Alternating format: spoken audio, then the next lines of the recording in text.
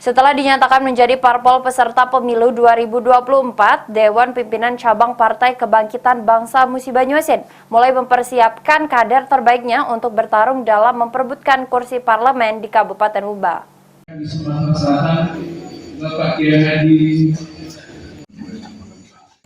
Ketua Pimpinan Cabang PKB Musi Banyuasin, Rohman, melantik sejumlah Dewan Pengurus Anak Cabang PKB se-Kabupaten Muba.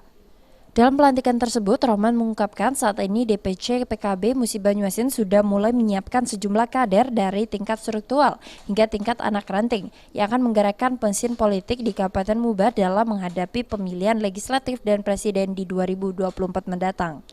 Selain itu juga Rohman mengatakan pihaknya juga sudah menjaring sejumlah kader-kader yang potensial untuk mengisi seluruh dapil di Kabupaten Muba.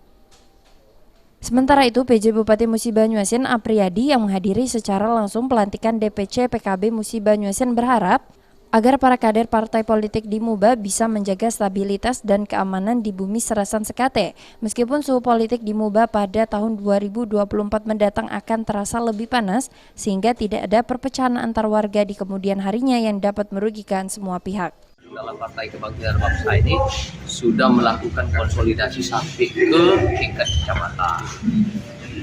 Tentu mereka akan melakukan persiapan terkait dengan proses politik di 2024. Ini memang sudah salah satu kewajiban daripada partai untuk melakukan konsolidasi.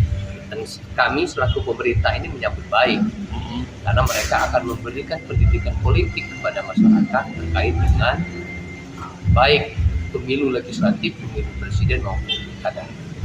Dan kita berharap bahwa apapun tingginya tensi politik, suhu politik di Musi Banyuasin, tapi tetap dalam suasana yang sejuk, toleransi, saling pengertian akan sangat diharapkan sehingga kami selaku pemerintah ini bisa tenang bekerja untuk membangun dan melayani masyarakat.